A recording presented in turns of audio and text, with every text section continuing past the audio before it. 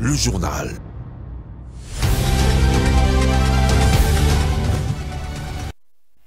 Merci de choisir Mondico Télévision pour vous informer. Madame, Monsieur, bonsoir et bienvenue à cette session du journal dont voici l'essentiel.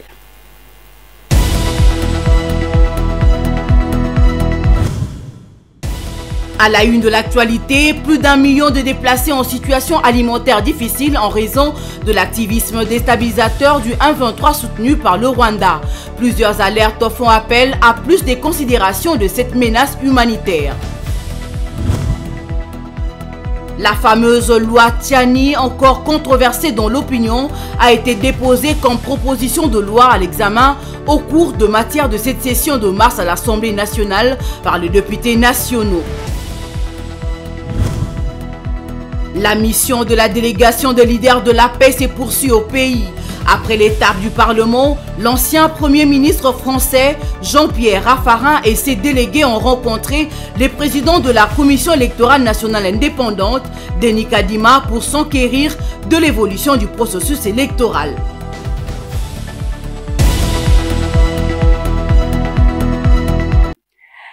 Une fois de plus, bienvenue dans ces journaux. Selon un communiqué du Programme alimentaire mondial, PAM en sigle, 1,1 million de personnes ont besoin d'une assistance alimentaire dans le Nord Kivu, le Sud Kivu et l'Ituri, essentiellement constitués par les déplacés de guerre. Suivez. Selon le Programme alimentaire mondial PAM, 1,1 million de personnes ont besoin d'une assistance alimentaire dans le Nord Kivu, l'Ituri et le Sud Kivu.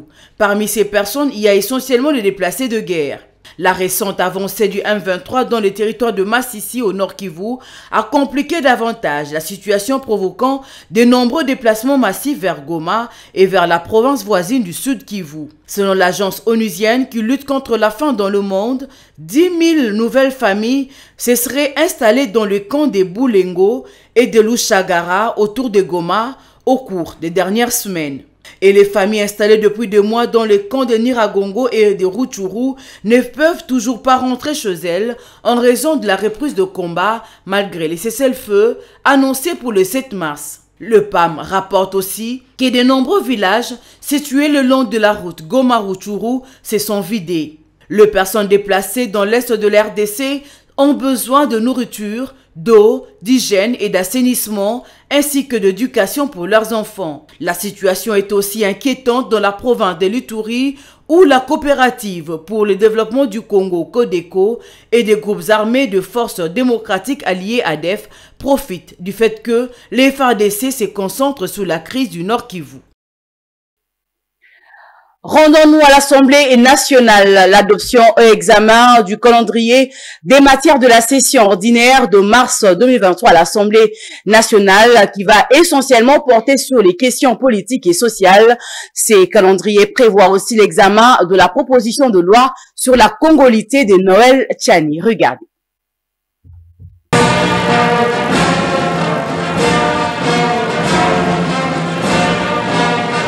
L'Assemblée nationale a adopté, moyennant amendement, le mardi 21 mars, le calendrier de la session ordinaire de mars 2023.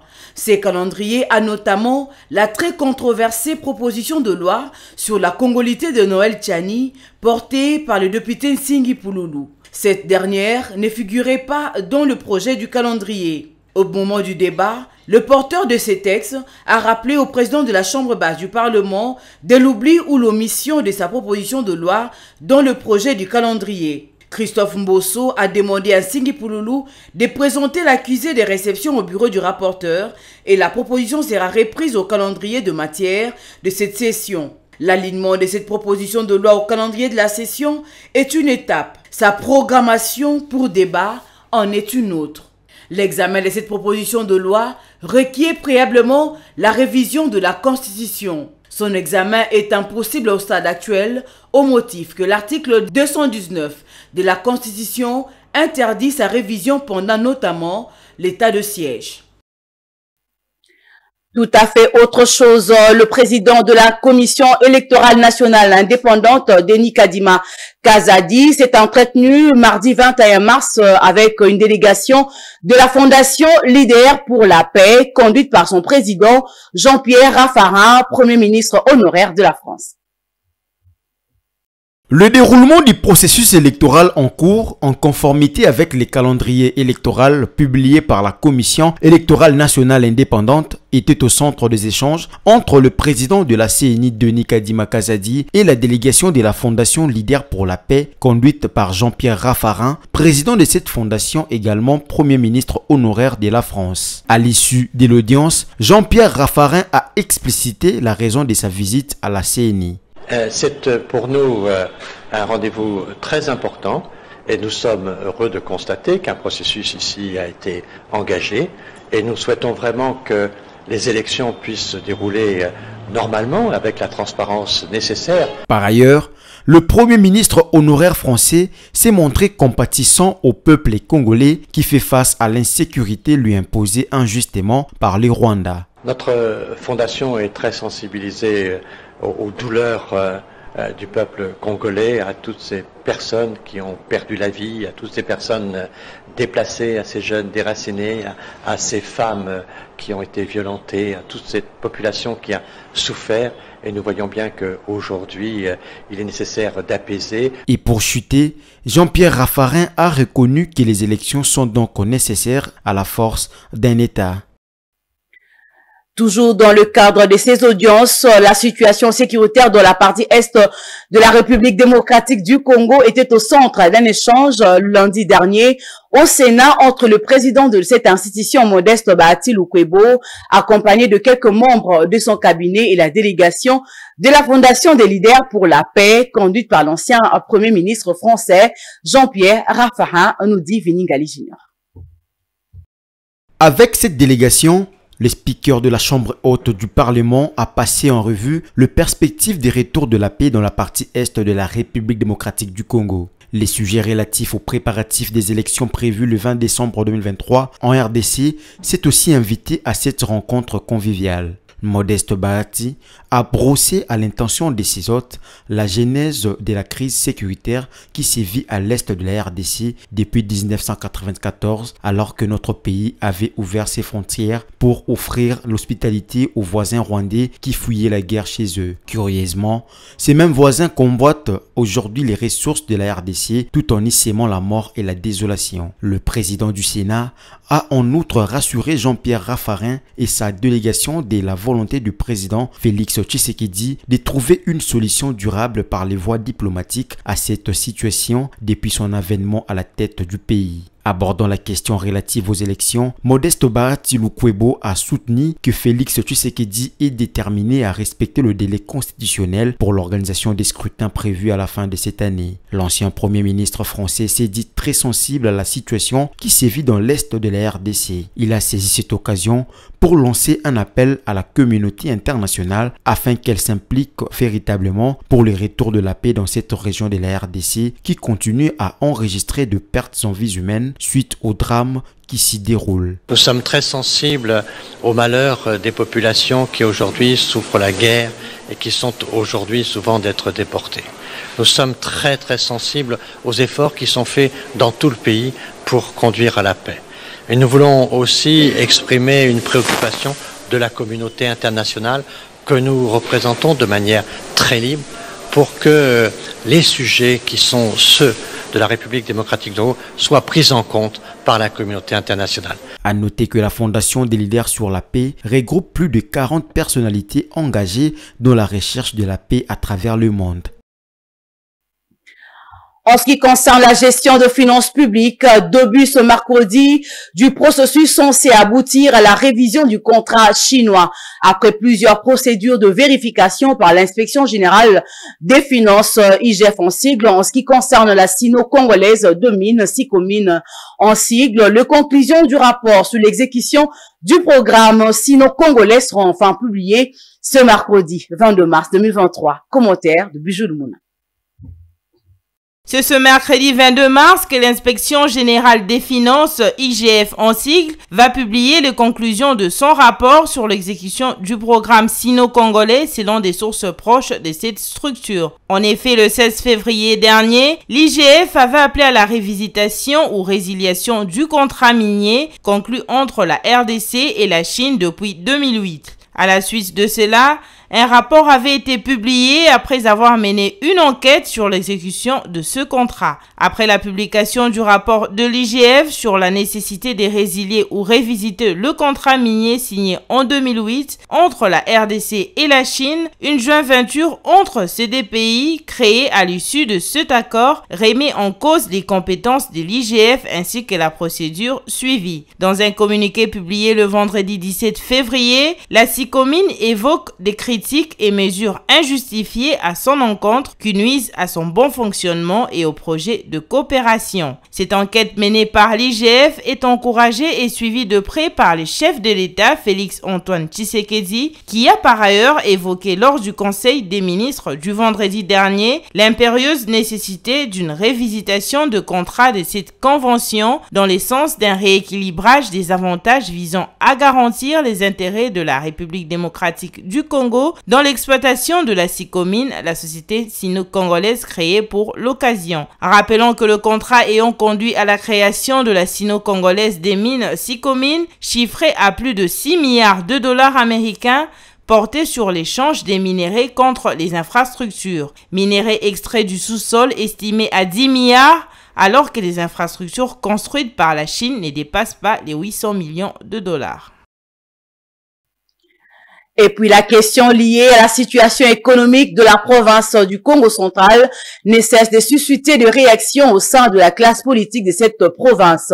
Depuis la saisie de comptes bancaires de la Direction générale des recettes par l'Inspection générale des finances, le cas de Prince Chimpi, coordonnateur provincial du mouvement patriotique pour le changement du Congo, aussi cadre de l'UNC, pris en duplex par la rédaction. La gestion des provinces, aujourd'hui notre province, il y a tellement de coulage de recettes que vous ne pouvez pas imaginer. Si je reviens un peu derrière, le gouverneur ad intérim, avec tous ces efforts qu'il a fait, bravo pour lui, il a laissé ce qu'on appelle recettes propres. L'argent de 4 milliards à 200 millions de francs congolais qui fait plus ou moins 2 milliards de dollars dans notre caisse de la province. Et aujourd'hui, vas-y demander, est-ce que le gouverneur a maximé des recettes du Congo central? Est-ce que ces 2 millions se trouvent toujours dans cette caisse? Est-ce qu'il y a des recettes propres? Combien dans cette caisse de la province? C'est triste. Des voyages, des frais d'émission. Rien sur terrain, absolument rien. Regardez dans les péages. Dans les péages, vas-y aujourd'hui, vous êtes un journaliste d'investigation, vas-y, faire votre investigation. Il y a tellement de détournements partout dans les péages. Même national numéro 1, le société de M. Simon.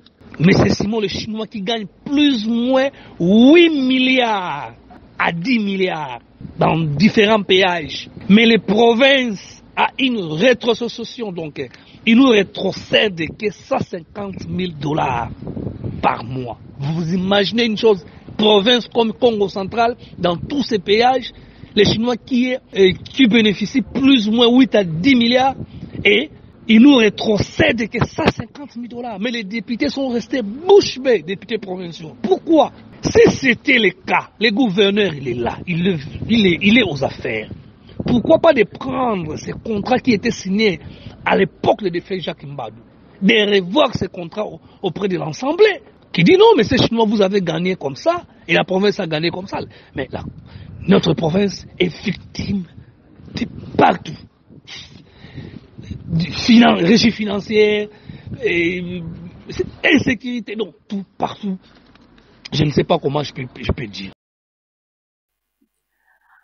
Mois de la femme oblige, engagée à tout le niveau de la Lukunga, sa circonscription électorale dont la sensibilisation des femmes, toutes les générations confondues, l'honorable député national Solange Masumbuko Nyenyezi, dans le cadre des activités liées au mois dédié aux femmes, a répondu à l'invitation de femmes du quartier Grand Malik dans la commune de Ngalima. C'est mercredi 22 mars 2023. Lieu de la rencontre, la paroisse catholique Saint-Jude.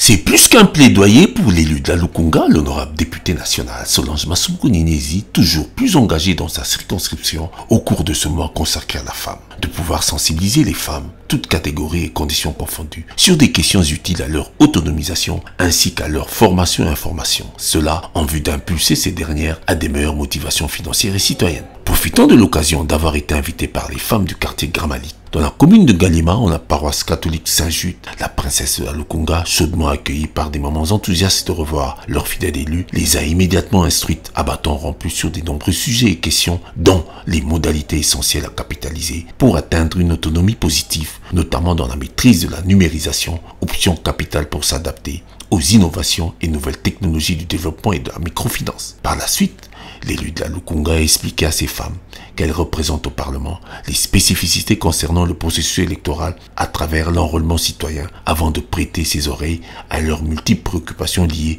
à leurs besoins publics et privés, entre autres l'appui à l'agrandissement de la paroisse Saint-Jude en pleine réhabilitation, l'appui à la scolarité des élèves en difficulté, faire le plaidoyer pour leurs problèmes d'accès à l'eau potable et à l'électricité, desiderata auxquels l'initiatrice de l'ADEAC et représentante de la population a rencontré. Comme enfant de l'Église, c'est déjà pour elle un devoir de venir en aide à son Église et de construire son Église. Donc je ne dirais même pas qu'elle doit faire un plaidoyer, non. Action spontanée de sa part pourra aider les travaux à avancer.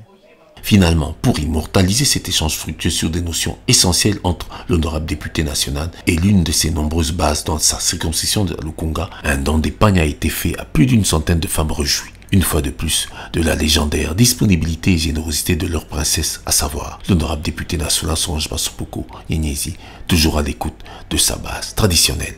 Melelo, maman Solange Nyenyezi a kanisi balakisi. Il y a école Notre-Dame du Saint-Sacrement, tant que ba maman, ko ba memaka 9 mois, ba maman pe ba tu ba bota Yesu, ba maman pe ba kenda ko découvrir c'est quoi ya Yesu. Abi baza ba maman, il faut na kende ko tala bango nde ba commissaire ba président de la République, ba ministre, ba député bango bazali ezande enseignant.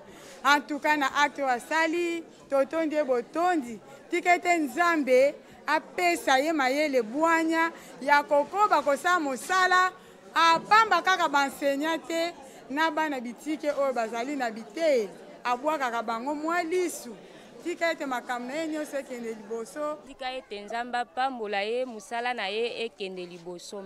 Nous sommes très ravis de cet acte de générosité que maman a posé à notre égard. Nous lui souhaitons de faire encore mieux et que ces activités aillent de l'avant. Nous sommes derrière elle et nous sommes très contentes parce que nous avons une dame dans le gouvernement et nous pensons qu'elle fera beaucoup mieux et parce que nous sommes derrière elle dans nos prières. Acte ya sali eza bien alakisi bolingo munene na makambo na ye nyonso nasengi nzambe abenir ye nyonso azosala ekende musika. Parlons société. Dans ce journal, les habitants de la commune de Kalamou et Makala se plaignent de la coupure d'eau et d'électricité causée par les travaux de construction de la route avenue Kikwit. À cela s'ajoute la non-indemnisation de victimes des maisons démolies des suites de dits travaux. Ils appellent ainsi à l'implication des autorités compétentes pour résoudre la situation telle que promis par le gouverneur Jean-Tini Ngobilambaka lors de sa récente descente sur place. Jocelyne Massiala et Dio Tulombo pour les détails. Cela fait près d'une année depuis que les habitants de communes de Kalamou et de Makala, deux communes longeant l'avenue Kikwit, endurent de sévères pénuries d'eau et d'électricité. Les tuyauteries conductrices d'eau potable et les câbles électriques ont été détruits lors de l'exécution des travaux de la construction de la route qui a donné naissance à une nouvelle avenue Kikwit, d'où plusieurs propriétés et installations publiques en ont fait les frais. Le souci des habitants est que tout soit réhabilité aussitôt les travaux terminés. Malheureusement, rien n'est effectué malgré l'avancée significative que connaissent les dits travaux. Par conséquent, cette population peine d'avoir accès à de l'eau potable. À cela s'ajoutent les familles qui se plaignent pour avoir perdu les uns leurs abris, les autres quelques mètres de leurs concessions récupérées par l'État pour la construction de la route Kikwit qui vient cependant désengorger cette partie de la ville-province de Kinshasa. Selon les victimes, surtout ceux de l'avenue Louisa, le gouverneur Gentini Ngobilambaka avait lors de sa descente sur place reconnu les dégâts et aurait pris l'engagement d'indemniser les victimes. Malheureusement, sans suite favorable. D'autres par contre soutiennent que les espaces démolis appartenaient bel et bien à l'État congolais, c'est plutôt la population qui avait violé l'espace public. En remarquant vers les Lenguessa, là c'est déjà fini, d'ici peu je crois pas quand même un mois, 2 mois, ça évolue. Aujourd'hui d'ailleurs on va couler. Ça peut arriver même 3 semaines pour atteindre les niveaux du pont. Vous êtes en train de voir. Peut-être le lundi, je vais recommencer de l'autre rive pour y aller jusqu'au pont. Oh bon, il faut patienter quand même. Il faut patienter. On est en train d'observer. Ça va, on va ouvrir. D'ici le mois de mai peut-être. Mais d'ailleurs, c'est un peu loin. Donc, c'est le problème, il reste des problèmes des ponts. Les victimes seront-elles indemnisées ou non? La solution à ce problème, notamment celui lié à la desserte en eau potable et en électricité, est attendue impatiemment par la population de cette entité. Dans le chapitre de la sécurité, dans la ville-province de Kinshasa, retenez que la sécurité se porte bien au quartier Kingu, dans la commune de Selimbao, où 15 personnes armées et habillées en tenue de policiers ont visité vers 2 heures du matin plusieurs familles emportant de l'argent, des téléphones et d'autres biens de grande valeur après les avoir violentés. Reportage signé Vité Mpanzu.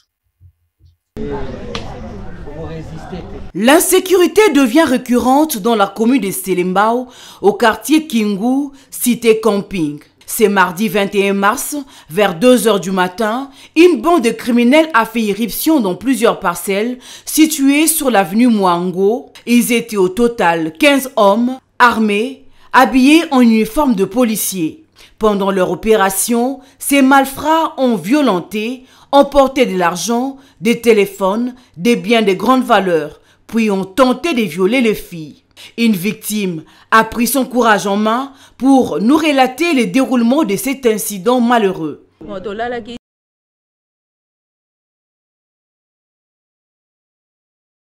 C'était vers 2 heures du matin. J'ai senti des gens frapper à la grande porte. Puis, c'était chez nos locataires. J'ai lorgné pour savoir qui c'était. Aussitôt, mes locataires se sont mis à crier parce que le bandit avait fait irruption dans leur maison et emporté l'argent et d'autres biens. Puis c'était le tour de l'autre voisin. Nous avons aussi entendu des cris. Ils les ont ligotés et ont pris de l'argent. Après, ils se sont dirigés chez moi. Nous demandons d'ouvrir la maison. Un jeune garçon de chez moi a ouvert, puis ils les ont ligotés. Tout juste après adressé à moi, me demandant de l'argent. Puisque j'en avais pas, ils ont tenté de violer mes filles. Par après, ils m'ont donné 2 coups et sont allés dans ma chambre pour fouiller. Sous les lits et partout ailleurs, ils ont récupéré le peu d'argent que j'avais, ainsi que tous les téléphones. En santé, les professionnels de la santé animale sont en formation depuis le lundi dernier sur la surveillance active de la variole du singe, autrement dit monkeypox. Cette formation dispensée par la FAO a pour but de doter le pays de ressources humaines et des outils nécessaires capables d'assurer la prise en charge de cette maladie infectieuse. Laetitia Moulal. 5671 cas de monkeypox rapportés en Afrique, dont 23 pour la RDC, avec 21 décès dans les 26 provinces du pays. C'est un tableau sombre qui atteste du danger que court le continent dans la nécessité de recourir à la biodiversité appliquée pendant qu'on utilise des agents biologiques pathogènes en génétique modifiée de laboratoire. Voilà pourquoi, depuis le lundi 20 mars, les agents provinciaux du Sankourou, de la Chuapa et du Maniema renforcent leur capacité pour la surveillance active de la variole de singe appelée monkeypox. C'est dans cette optique que je félicite et remercie encore la FAO par le biais de ECTAD pour son appui technique et financier susceptible de permettre aux professionnels et autres acteurs de la santé animale d'accentuer la surveillance des monkeypox. Je salue personnellement l'organisation de cet atelier de formation des formateurs qui va aider le pays à disposer de ressources humaines adéquates et des outils nécessaires afin de recueillir les données fiables et viables pour une meilleure prise en compte de cette zoonose. La série d'activités bénéfiques au profit des professionnels de la santé animale permettra au pays de se doter des ressources humaines et outils nécessaires pour recueillir des données fiables et viables capables de sauver la prise en compte de ces énergies biomédicales. C'est une formation de formateurs dans un premier temps, mais après, ils vont mettre en pratique ce qu'ils ont appris ici et mettre en pratique dans ce sens qu'ils vont faire de la surveillance active avec l'appui de la FAO sur une période de 3 à 6 mois afin de voir ce qui se passe dans nos forêts et mieux protéger l'homme de ces maladies zoonotiques. Rappelons que cette formation est dispensée par les centres d'urgence pour lutter avec l'appui de la FAO contre cette maladie animale transfrontière appelée monkeypox, autrement dit la variole de singe. C'est la fin de cette session d'information, madame, monsieur, mais avant de nous quitter, place au rappel des grands titres.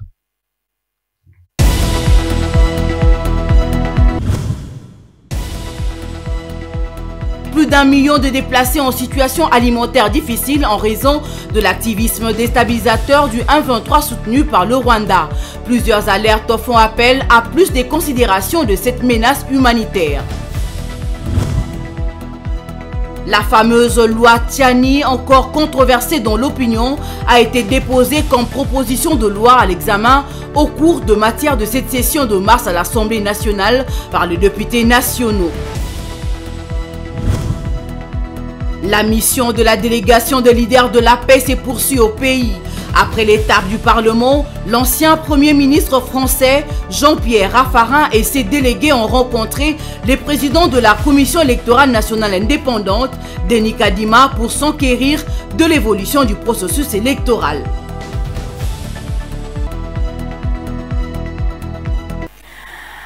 Ainsi s'achève cette session du journal. Madame, monsieur, merci de l'avoir suivi. Le prochain rendez-vous est fixé pour demain. D'ici là, bon suite de programme sur Mondico Télévision. Bonsoir.